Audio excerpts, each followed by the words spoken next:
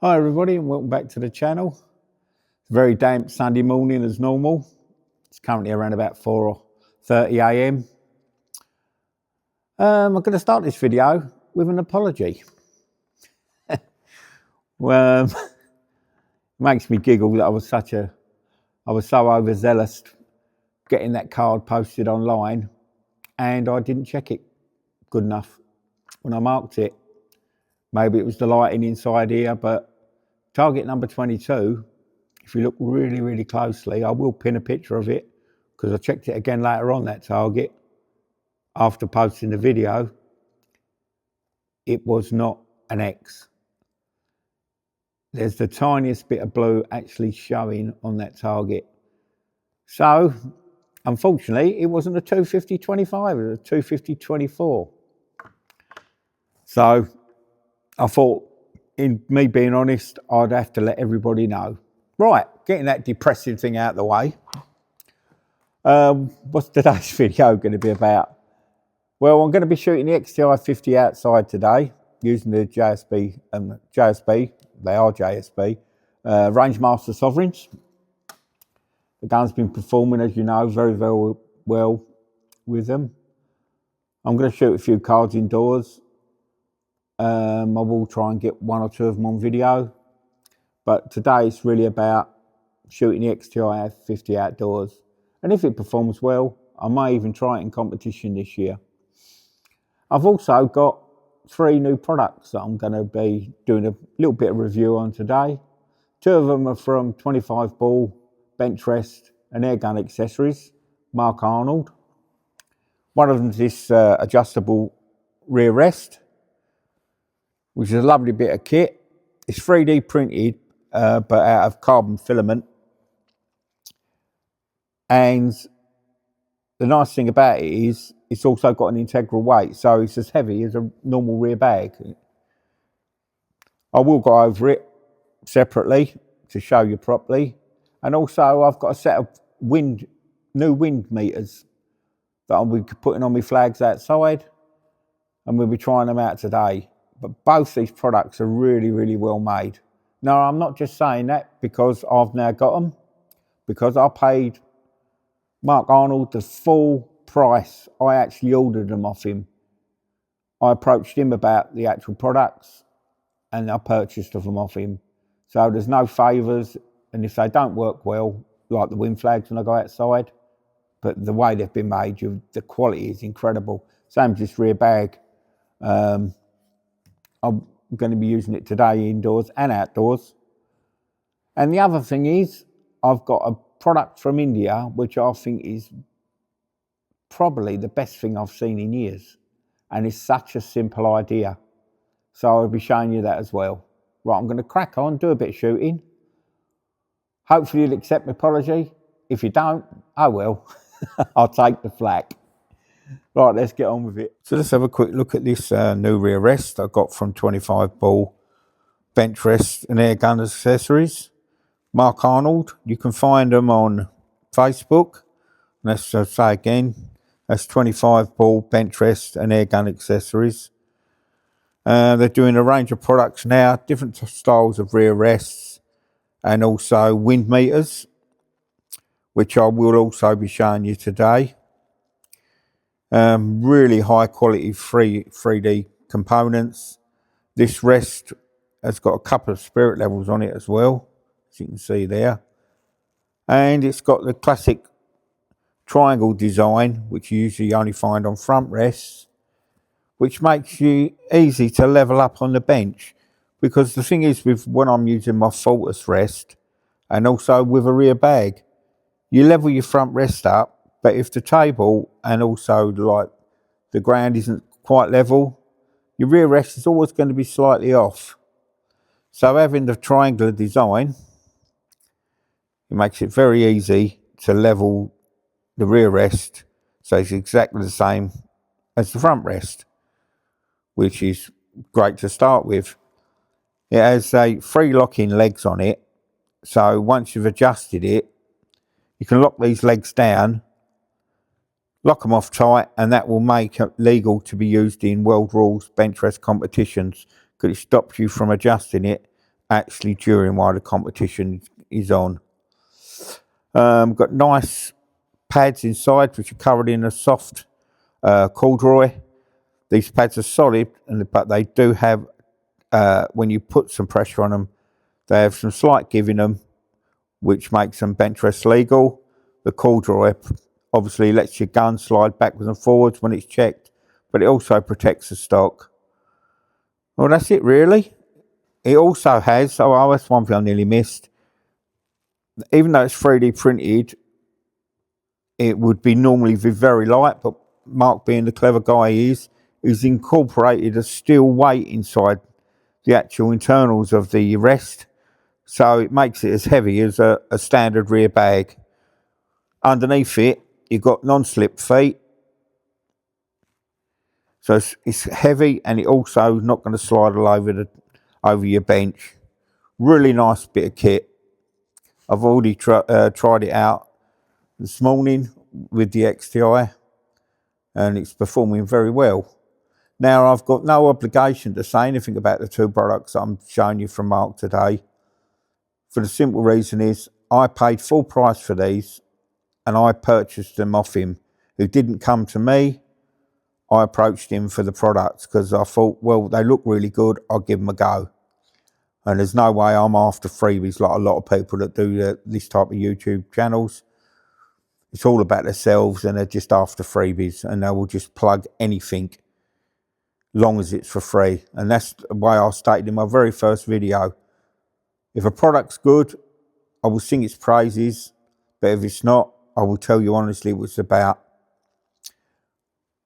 And if people do want to send me stuff, be prepared to be criticised if the product's no good, and obviously I won't be using it. Right, that's the bag, the rear rest, should I say.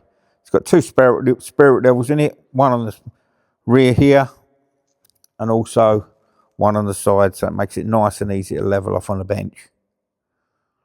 So this is the final product that I'm going to be showing you today, and I think this, although it's a very simple thing, it's an absolutely brilliant bit of kit. Now, I was sent a few of these from Q-Shot Target. They're based in India. They kindly got in touch with me and said if I wanted a few sent over just to try them out and give my personal opinion what I thought of them. And what it is, you can see on the front, 25mm bench rest shooting practice logbook. Now, if you're into bench rests in a big way, many of us, including myself, we jot our practice sessions down on paper, the wind direction, you know, anything we've done to the rifle, the speeds of the rifles, and you jot it down in a book.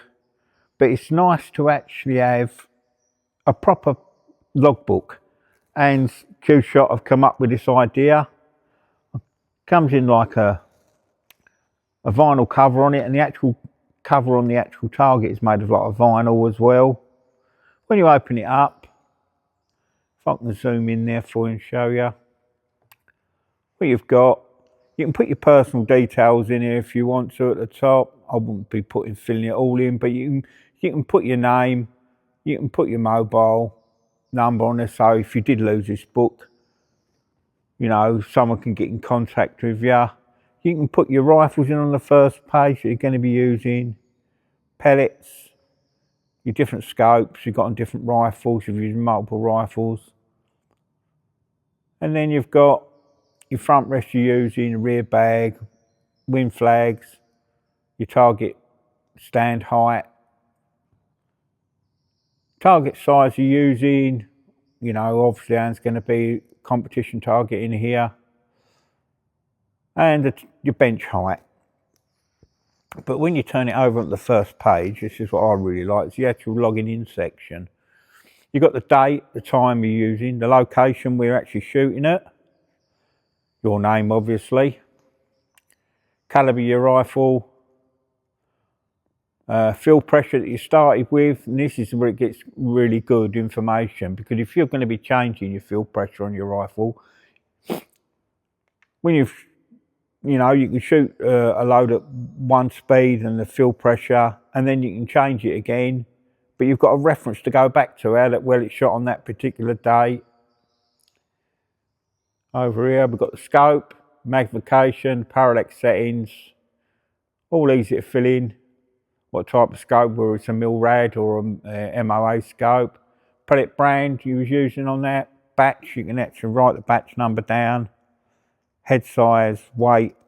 It's all really good stuff to log down. Then you've got the velocities. When you're reading over the chronograph, you can check them, you know. And it's got shot numbers 1 to 5, 5 to 10 and so forth. And then you can jot down your average speed and the power levels there. So if you do change your power settings or anything and you don't get such good next time, you've always got a reference point to come back to. And below there, you've got the temperature. You can jot that down, the weather conditions, you know. And then you've got the primary wind direction. Just tick off above this, which the main wind's coming from. That gives you just a little pellet indication, point of aim. The point of impact chart from when the wind directions are. I did show this in a previous video, I believe. And on the final page, you've got scores for each card, and you've got the aim points that you use for that particular wind pattern. So you've got a reference to go back on here.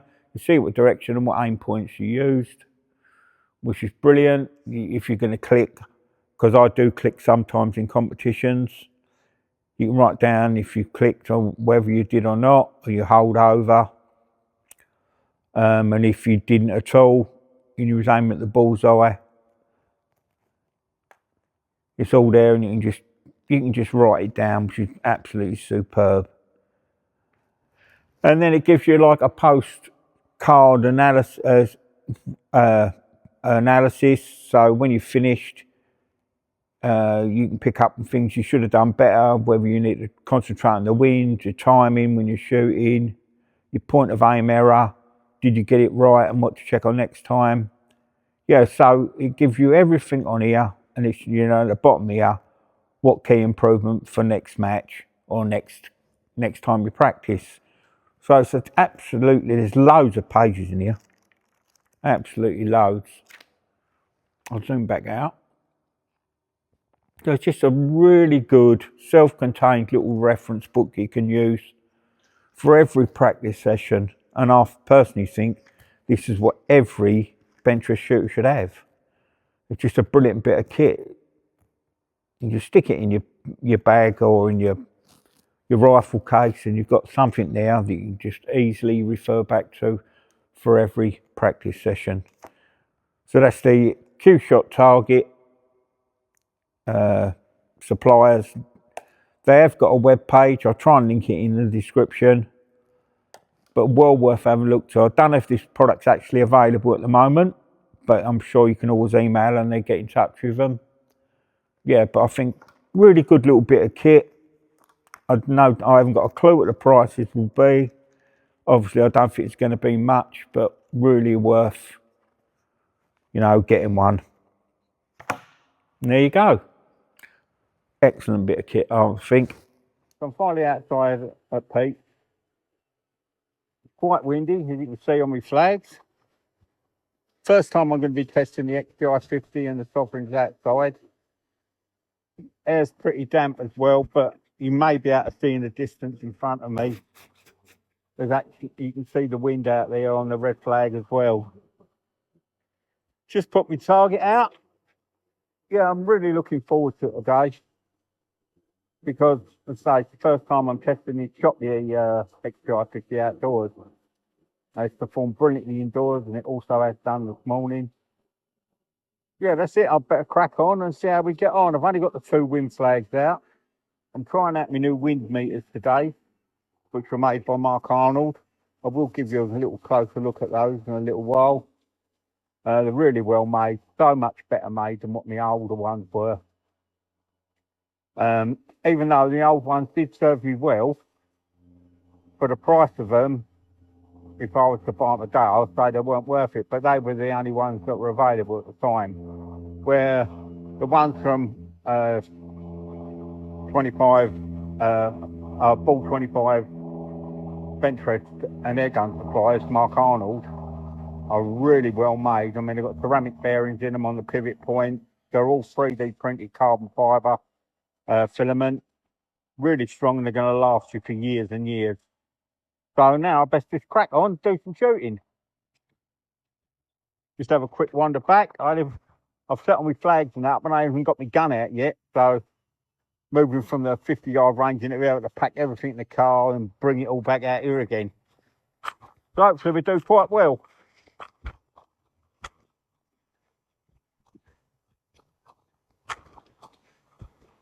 I haven't even got the rest out of the car. I've got to go and get that now. Just have a wander through here. This is like the enclosed bit of the outside range at Pete.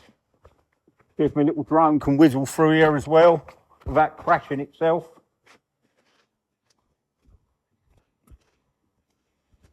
Just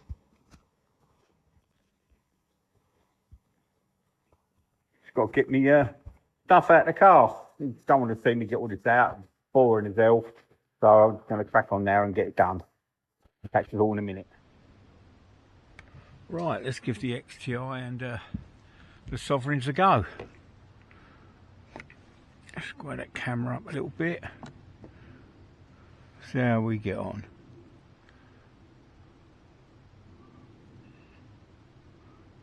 Just need to adjust the parallax on my scope a tiny bit.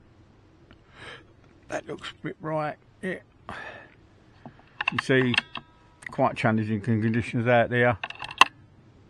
The wind isn't super strong, but it's constantly moving. There's little tiny gusts, but we'll see if we can find a pattern. Let's crack on.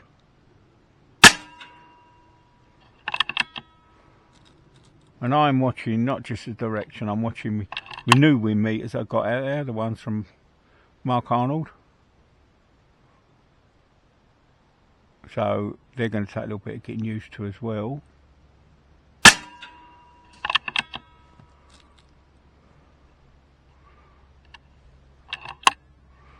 I'm watching the second flag more than the first. It's dropped right off there. So if I come near to the 9 ring, yeah, a little bit more than that. It's come round towards me a bit. So we know if it's there, it should be 8 ring. Nice little cluster, but they're all different aim points. Come down, second one. Right.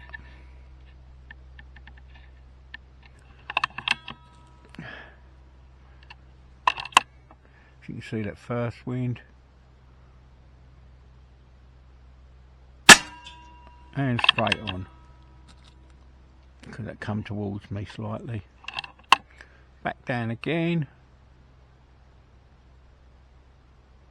Yeah. It's different nearly every shot, but and that's what it's all about. Just play with your sighters and find that aim point. Just keep coming to your centre. Right. And that's roughly what I think we want to go in that little cluster point there.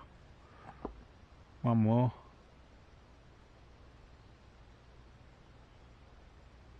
Wind has changed direction now. So all wait. It's up on the 1. Let's try it there in the 7 ring. No, so it's less. So I'd have been in the 8 ring. Up on the 1, because I'm not used to the readings on these flags.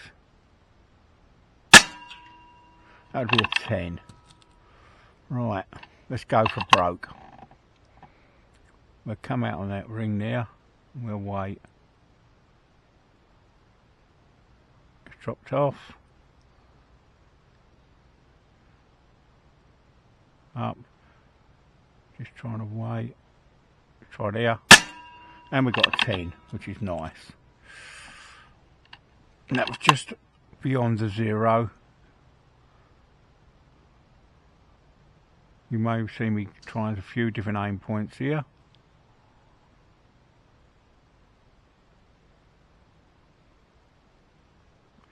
It's gusting now. Coming back a little bit. We'll try it there. X.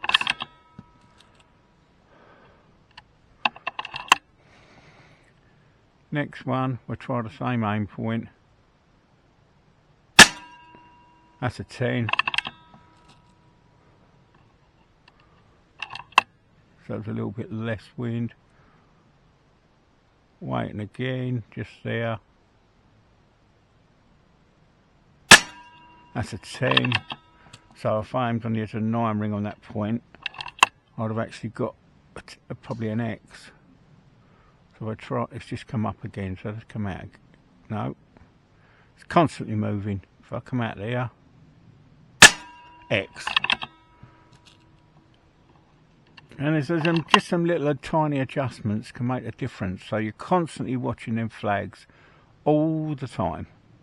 I'll just do this row, because this video is going to be really boring. And we'll wait around there again.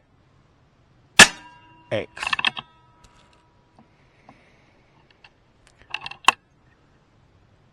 Same place again, just wait for them. That's dropped off less, so I should come on the 9 ring. Oh, should have stayed where I was, it just come up. Full. Well, that's just only the first point drop, so I'm happy with that.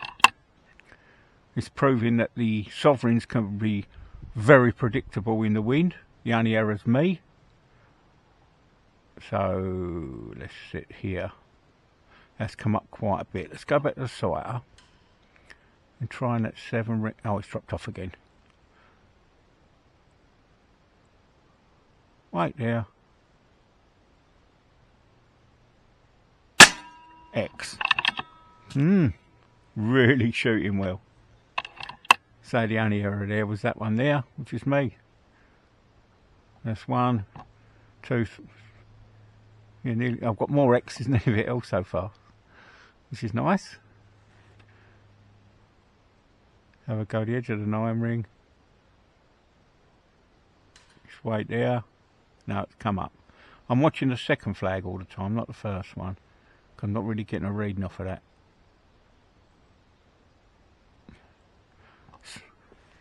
Let's try it back on the sighter.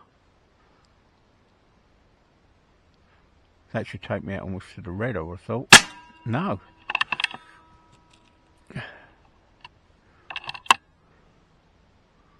Back out there on the 8 ring.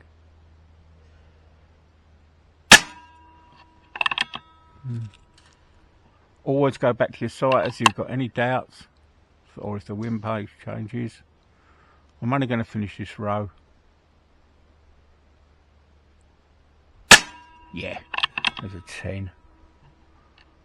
That's roughly that same aim point again.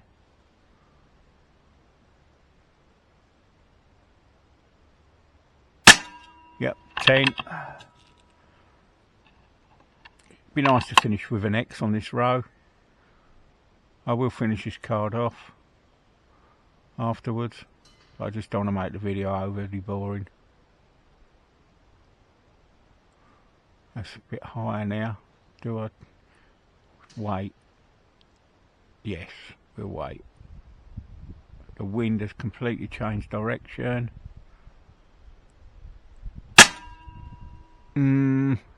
That's probably a 9. But that's not bad for the first few shots. Very tricky conditions out there. Right. I'm going to finish this card off. I hope you enjoyed watching it, everybody. And yeah, I've got a few more things I need to do, but I will finish this card off. So here's the card that I've just shot. You see, it's not too bad at all, really. I think I've dropped 3. I'm not going to bother marking it properly. Here's the first one. There's quite a few X's though. Lots of 10s. There's another X there. That's a 9. That looks like number 12. Yeah, not bad at all. Very damp out there. The old cards get a bit damp out there, but yeah, really am happy with that. 247, something like that.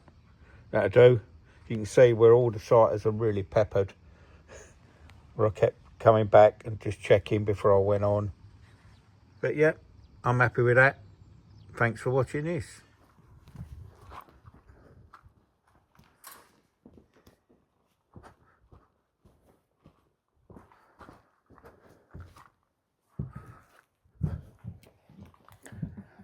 So that's another long and really enjoyable practice session out of the way. Really enjoy making this content for people to watch. And as I said before, it's not about me. I just love promoting the sport. There's some really good people shooting at Bench-Rest GB. The membership is growing mega fast. I can't believe how quick their membership has been growing. It shows when you go to one of their comps, the environment, I just can't really describe it. It's just so friendly. The atmosphere is so good. And everybody there just chats to everybody. You've got some absolutely brilliant shooters, and they're all willing to share their, their knowledge and their information with new shooters. And that's how I think the whole community should be. Just throwing a few pellets away there. Yeah, so as I always say, if you're liking the content, or if you're not, stick it in the comments below. What can I say? There's nothing all I can really mention now. I've really enjoyed shooting the XTi50 out today. I'm just going to shoot this, dry fire it. Yeah, and the sovereigns have been performed absolutely fantastic. So it's the first time I've shot it outdoors. I've shot a total of 4 cards. The lowest was a 246, and I've had the rest were all 247s.